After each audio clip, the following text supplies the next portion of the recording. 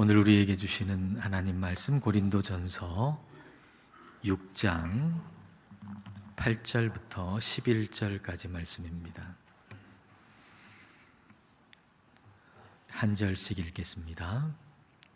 너희는 불의를 행하고 속이는구나. 그는 너희 형제로다.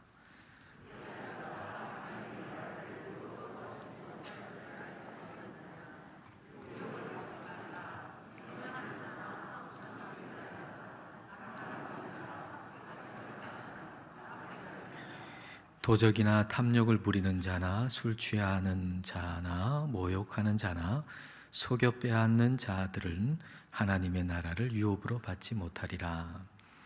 너희 중에 이와 같은 자들이 있더니 주 예수 그리스도의 이름과 우리 하나님의 성령 안에서 씻음과 거룩함과 의롭다 하심을 받았느니라. 아멘. 옳은 말을 기분 나쁘게 하는 것을 잔소리라고 한답니다. 듣는 사람의 입장에서 생각하면 내 기분이 나쁘면 아무리 옳은 소리라도 듣고 싶지 않다라는 말이 되겠죠. 달리 얘기하면 옳은 말보다는 내 기분, 내 감정이 더 중요하다라는 의미가 내포되어 있습니다. 고린도전서는 바울이 고린도 교회 성도들에게 쓴 편지입니다. 그런데 이 고린도전서가, 이 편지가 고린도 교회에 도착해서 이제 사람들이 읽을 때, 그 성도들이 읽을 때, 또는 누군가 낭독하여서 그것을 들을 때, 고린도 교회 성도들은 그 고린도전서의 말씀을 하나님의 말씀으로 들었을까요? 아니면 잔소리로 들었을까요? 고린도전서의 말씀은 분명 옳은 말입니다. 그리고 성령의 감동으로 된 하나님의 말씀입니다. 그런데 그 안에는 고린도 성도의 누군가를 콕콕 집어서 지적하는 듯한 내용도 있습니다. 그리고 대놓고 의도적으로 부끄럽게 만들기 위해서 한 말도 들어 있습니다. 만약에 고린도 교회 성도들 가운데 이것을 기분 나쁘게 생각했다면 이 말씀을 잔소리로 생각했을 것이고 듣고 싶어 하지 않았을 것입니다. 이런 일이 일어나는 이유는 사람 대부분 내 감정은 옳다라고 하는 전제를 가지고 다른 이의 말을 듣기 때문입니다. 내 감정은 옳다. 이걸 전제하고 다른 사람의 말을 듣습니다. 그러나 우리는 여기에 의문을 제기해야 됩니다. 내 감정은 옳은가? 내 감정은 옳은가? 옳은 말이 있듯이 옳은 감정도 있습니다. 고린도 교회 성도들은 옳은 감정을 지금 가지고 있습니까? 자, 8절 말씀을 보십시다. 너희는 불의를 행하고 속이는구나. 그는 너희 형제로다. 교회는 하나님의 가족입니다. 하나님 아버지를 모신 형제 자매입니다. 근데 서로 감정이 상해버렸습니다.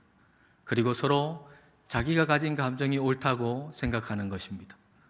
그리고 다른 성도에게 불의를 행하고 속이고 그리고 세상 법정에까지 가는 것도 서슴지 않고 행하고 있는 것이죠. 한 사람과 감정이 상해 있는 이 일은 아마도 교회 안에서 점점 더 확장됐을 겁니다. 고린도 교회가 편가르기를 하고 있는데 그 편가르기를 더 심각하게 만들었을 겁니다. 나는 왜 저 인간이 싫을까? 라고 하는 제목의 책이 있는데 그거 보니까 그 안에 이런 얘기가 있어요. 어떤 사람이 피아노 학원에 한 6개월쯤 다녔어요. 피아노 학원에 한 6개월쯤 다녔는데 그 피아노 학원 분위기도 좋고 그리고 레슨해 주시는 선생님도 너무 좋은 거예요. 너무 마음에 들어요. 그렇게 즐겁게 6개월 동안 레슨을 받았는데 6개월쯤 지난 어느 때 학원에 갔더니만 몇 년 전에 아주 대판 싸워가지고 아주 감정이 틀어진 어떤 사람을 그 학원에서 딱 만난 거예요. 그러니까 마음속에 막 부정적인 감정이 확 올라오면서 동시에 이 사람도 이 학원에 다니고 내가 레슨 받는 저 선생님한테 이 사람도 레슨을 받는구나 이렇게 생각하니까 그 학원이 더럽다고 여겨지더래요. 이 학원 더러운 학원이다. 그리고 그 레슨해 주는 선생님에 대해서도 거부감이 일어나더라라고 하는 것이죠. 어떤 한 사람에게 가진 좋지 않은 감정이었는데 그 사람하고 아무 상관없는 사람한테 그 부정적인 감정이 확장된 거죠.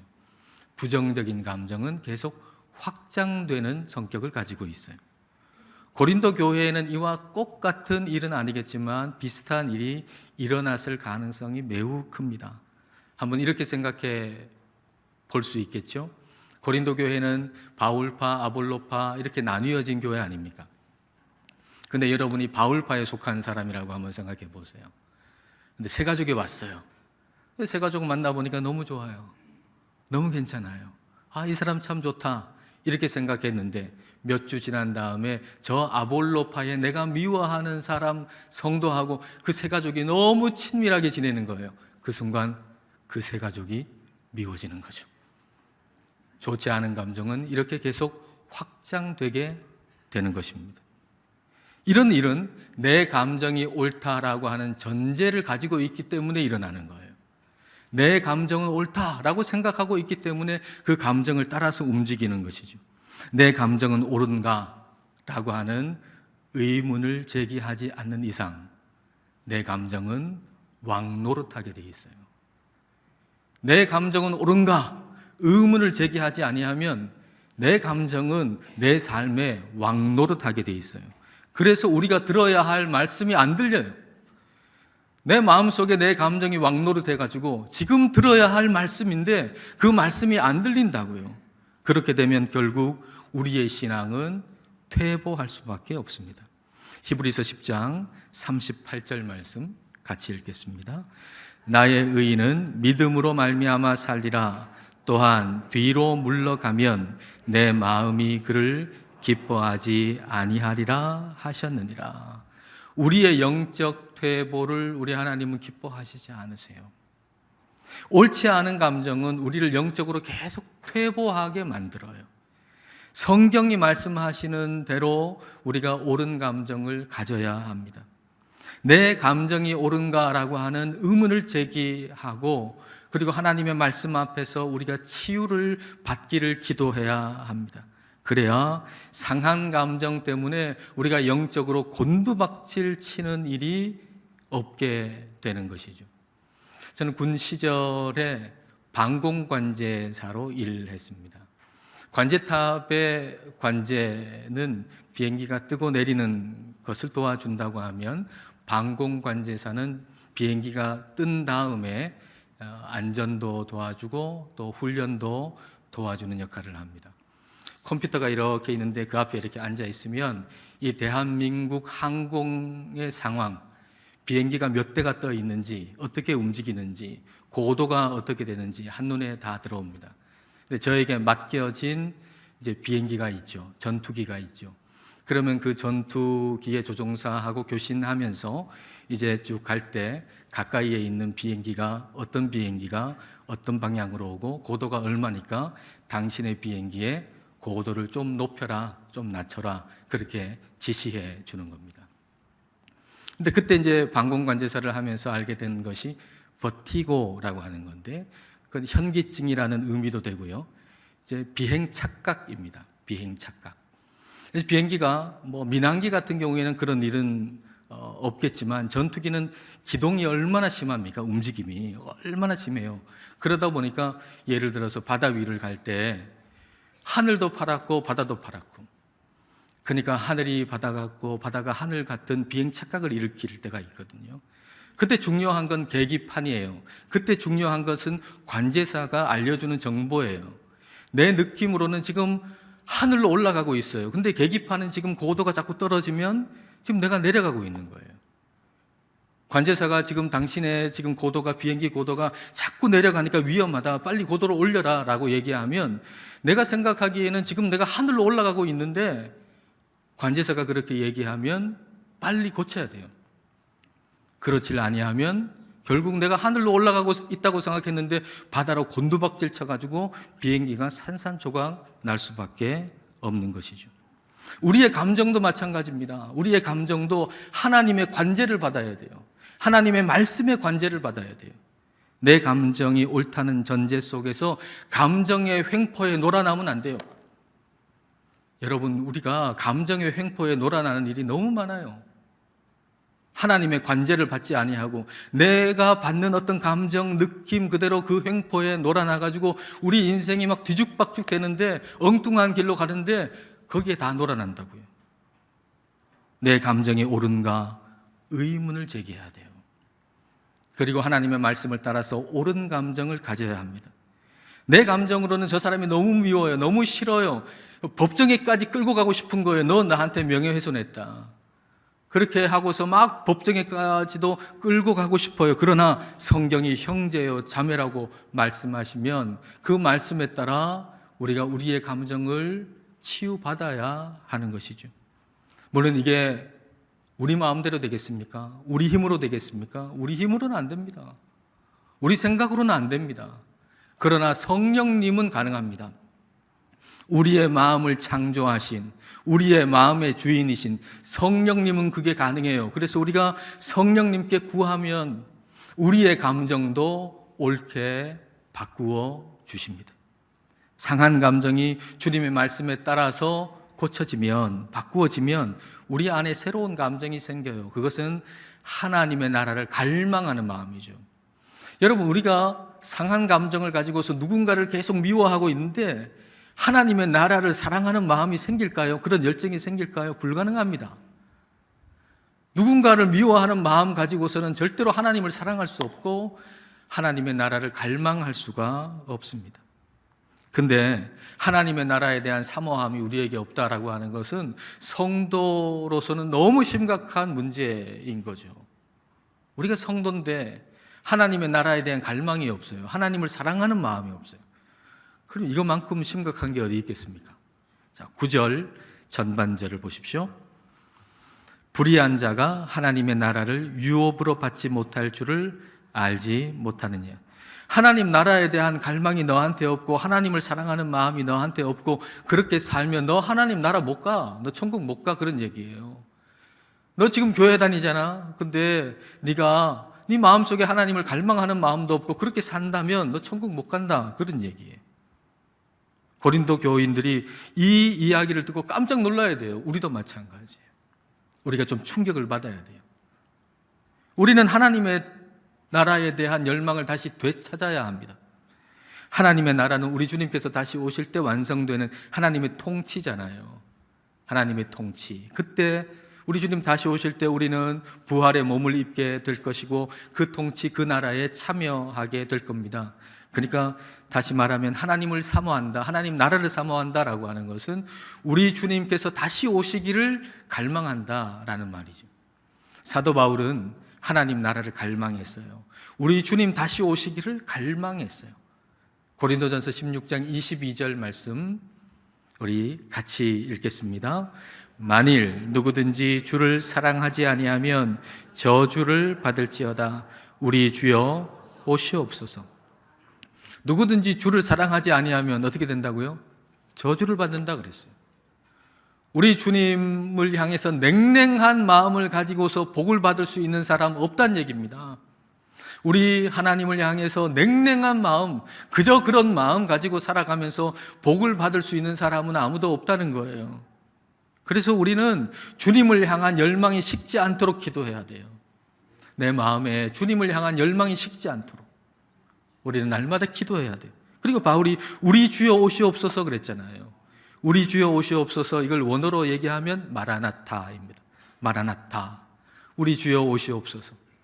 그러니까 바울은 마라나타, 우리 주여 오시옵소서, 그렇게 주님 다시 오시기를, 주님 재림하시기를 갈망하고 기다리고 살아간 사람이었던 거죠.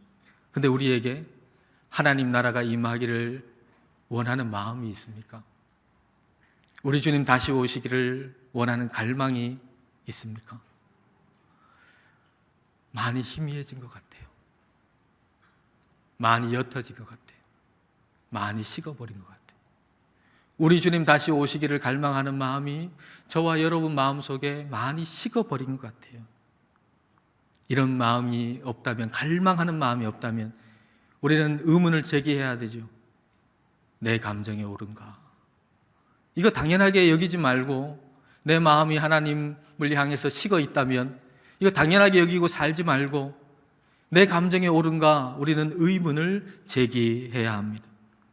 그렇지 않고 내 감정은 항상 옳다는 식으로, 내 마음속에 생긴 감정은 항상 옳다는 생각을 가지고서 우리가 신앙생활을 계속한다 그러면 결국은 스스로를 속이는 일이 일어날 겁니다. 성령님이 바울을 통해서 9절 중반절에서 우리에게 이렇게 말씀하세요. 9절 중반절을 한번 보세요. 미혹을 받지 말라. 그리고 가로 속에는 어떻게 되어 있나요? 스스로 속이지 말라. 이렇게 제가 적어놨는데요.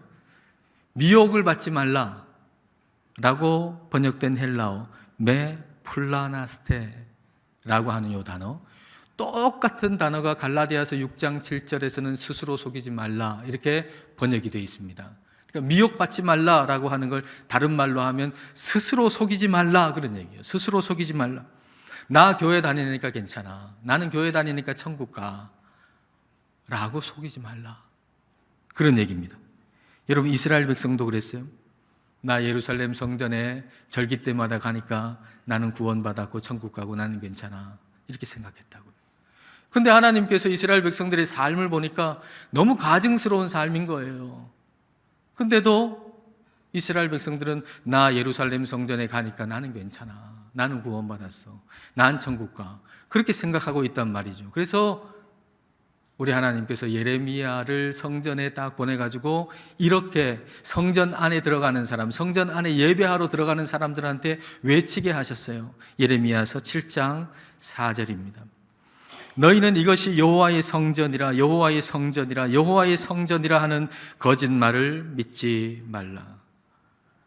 삶은 제 멋대로 살아가면서 나 성전에 오니까 나 괜찮아 라고 생각하는 자들을 향해서 예레미야가 그 성전 문에 서가지고 이것을 외치게 한 거예요. 우리로 말하자면 오늘 예배 드리려고 애광교회 오고 있는데 애광교회 저 문 앞에서 외치는 거예요.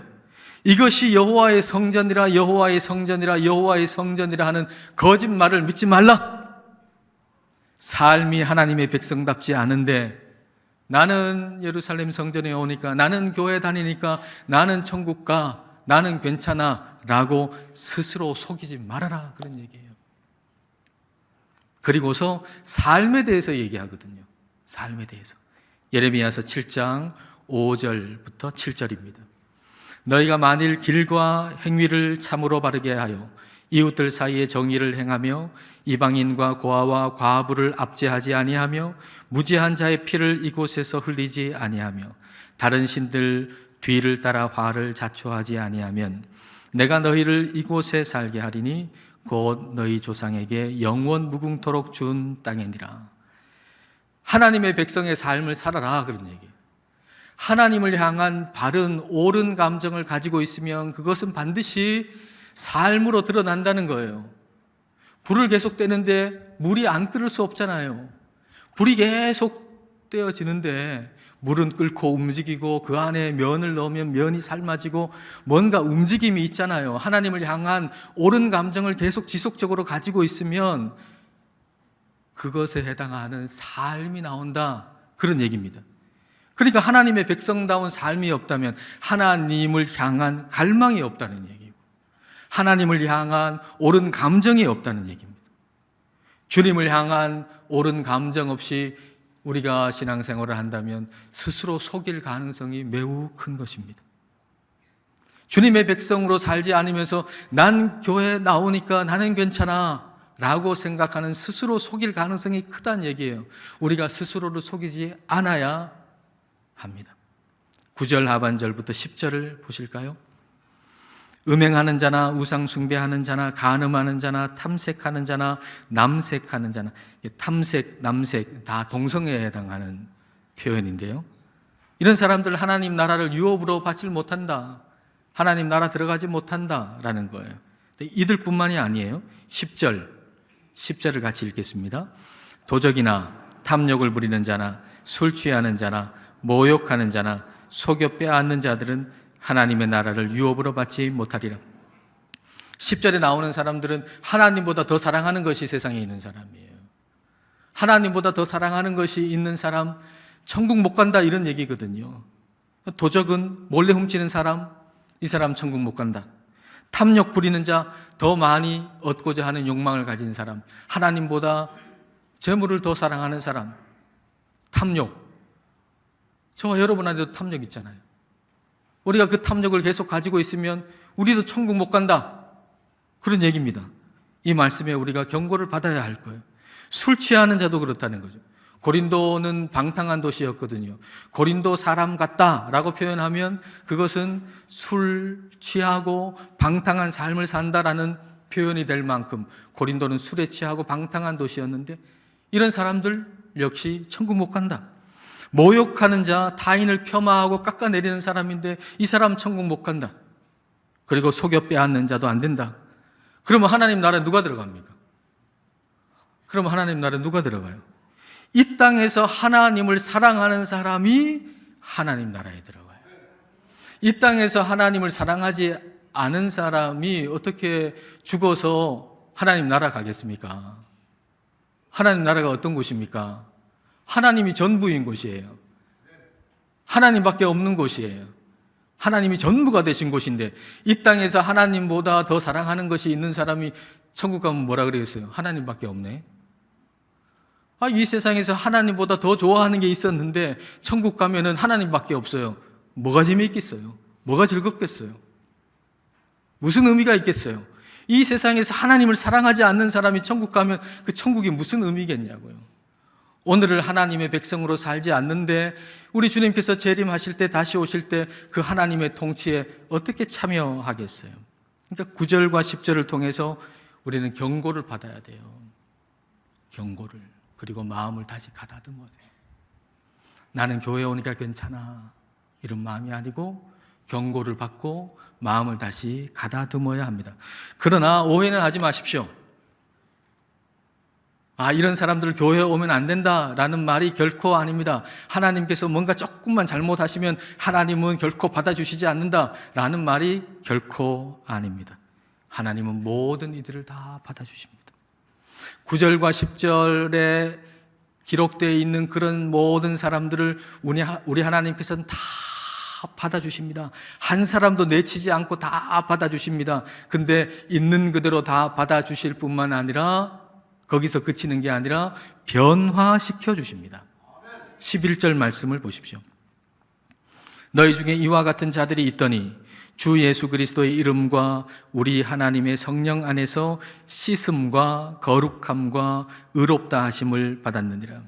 너희 중에 이와 같은 자들이 있었다 그랬어요. 고린도 교회 성도들 가운데 9절과 10절에 기록되어 있는 그런 사람들이 있었다는 거예요. 음행하는 사람들, 성적으로 부도덕한 사람들, 동성애자들, 그리고 탐욕 부리는 사람들, 다른 사람 거 빼앗는 사람들, 이런 사람들이 있었다는 거예요. 그런데 그들이 예수님의 이름과 성령님 안에서 변화되었다는 거죠. 변화되었다. 씻음을 받았어요. 내면의 변화가 생겼다는 거예요. 내면의 변화, 감정의 변화. 예전에 사랑했던 것 이제 더 이상 사랑하지 않아요. 그리고 하나님을 사랑하게 됐어요. 하나님의 나라를 사모하게 됐어요. 교회 안에 형제 자매로 생각하게 됐어요. 그리고 주님 다시 오시기를 갈망하게 됐어요. 그렇게 거룩함을 받고 의롭다함을 받게 되었다는 것입니다. 하나님은 우리를 있는 그대로 받아주세요. 그리고 변화시켜 주세요. 요한복음 8장에 보면 음행하다가 현장에서 잡힌 여인이 있었잖아요. 근데 우리 예수님께서는 그를 그대로 받아주셨어요. 정죄하지 않으셨어요. 그를 그대로 받아주셨어요. 근데 그거로 끝났나요? 그거로 끝나지 않으셨죠. 뭐라고 하셨나요? 이 여인한테 다시는 죄를 범하지 말라. 다시는 죄를 범하지 말라. 우리 주님께서는 우리 모두를 있는 그대로 다 받아주세요. 그렇지 않았다면 저와 여러분들이 어떻게 여기 있겠어요? 우리 하나님께서 너 요거 잘못했지, 요거 잘못했지, 그리고 안 받아주신다 그러면 저와 여러분들이 어떻게 이 자리에 있겠냐고요. 우리 하나님은 있는 그대로 우리 모두를 다 받아주세요. 그러나 우리를 받아주시고 나서 우리 하나님은 우리를 변화시켜 주신다는 겁니다. 하나님은 우리를 그렇게 변화시켜 주시고 변화시켜 주실 것입니다. 그러므로 이 은혜를 우리가 기억하고 옛날로 돌아가서는 안 됩니다. 이제 주일에 예배하기 시작했다면 예배하지 않는 때로 돌아가서는 안 돼요. 여러분께서 이제는 주일에 예배하는 자리에 와서 예배를 드리잖아요. 그러면 이제는 예배 드리지 않았던 옛날로 돌아가시면 안 돼요. 여러분 마음의 변화를 받았다면 이제는 변화받기 이전으로 돌아가서는 안 돼요.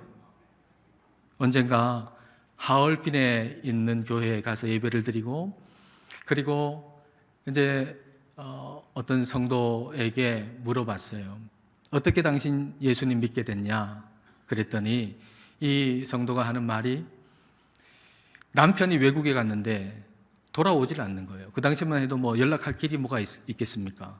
근데 외국에 갔는데 돌아오질 않는 거예요. 그래서 아주 마음에 불안해서 점집을 갔답니다. 점집에 가가지고 우리 남편 언제 돌아오느냐라고 물으니까 그 점치는 사람이 당신 교회 가면 돌아온다 그러더래요. 그래서 이제 점집에서 그렇게 얘기하니까 이 사람이 그 얘기를 듣고 교회를 왔어요. 교회를 나온 게 10월 달이었는데 그해 12월 23일에 그 남편이 돌아온 거예요. 그래서 제가 그 얘기를 듣고 이제 당신 점집에 다시는 가지 마십시오 이렇게 얘기했더니 그분이 이제 나는 예수님을 믿으니까 점집에 가지 않습니다 그렇게 얘기하더라고요. 하나님이 너 점집 다녀? 안 돼 너 이렇게 하시는 분은 아니에요. 점집을 다니는데 그 점집을 통해서라도 하나님의 품 안에 들어오게 하시는 분이 우리 하나님이세요. 우리 하나님은 너 동성애 자지 안 돼 라고 하시지 않아요. 어떤 악한 자라도, 어떤 동성애 자라도, 어떤 악을 행하는 자라도 우리 하나님의 품 안에 들어오지 못할 사람은 이 세상에 아무도 없어요. 우리 하나님은 다 품어주시고 다 받아주세요. 그러나 받아주시는 거로 끝내는 게 아니고 반드시 변화되게 해주신다라고 하는 거예요. 그러므로 이전으로 돌아가지 말라는 거죠. 우리 하나님 품 안에 와서 이제 변화되었다면 이제 다시는 옛날로 돌아가지 않아야 한다는 거예요. 기도해도 안 되는데 점이나 한번 볼까? 그런 분 있을 것 같아요. 신앙생활 하고 있는데 너무 재미없어. 예배 드려도 재미없고 신앙생활이 너무 재미없어요. 그래서 이 교회 다니는 거 이제 때려치우고 이제 옛날로 그냥 편안하게 세상생활 할까? 이렇게 생각하는 분이 있을 거예요. 세상을 향해서 여러분의 감정이 끌어오를 때 그때 그 감정의 횡포를 따라서 움직이지 말고 의문을 제기해야 돼요. 내 감정은 옳은가? 하나님을 향해서 여러분 마음이 자꾸 식으면, 하나님의 말씀에 대해서, 성경에 대해서 여러분 마음이 자꾸 식으면 여러분 의문을 제기해야 돼요. 내 감정은 옳은가? 그리고 하나님의 말씀을 따라서 옳은 감정으로 가져야 돼요. 옳은 감정을 가지기를 기도해야 돼요. 그렇게 우리가 옳지 않은 감정으로 자꾸 영적으로 퇴보하지 말고 옳은 감정을 가지고서 영적으로 날마다 진보하시는, 전진해 나가시는 우리 모두가 되시기를 축복합니다. 기도하겠습니다. 이 시간 우리 기도하실 때 내 감정이 옳은가? 라고 의문을 제기해 보십시다. 다른 성도를 향한 나의 감정은 옳은가? 하나님을 향한 나의 감정은 옳은가? 질문해 봅시다. 그리하여 감정의 횡포를 당하면서 영적으로 곤두박질 치는 것을 멈추고 하나님의 말씀의 관제를 받아 다시 영적 고도를 올릴 수 있기를 기도합시다. 하나님의 나라를 사모하고 마라나타 주님 어서 오시옵소서 하며 주님 오시기를 갈망하기를 이 시간 함께 기도하겠습니다.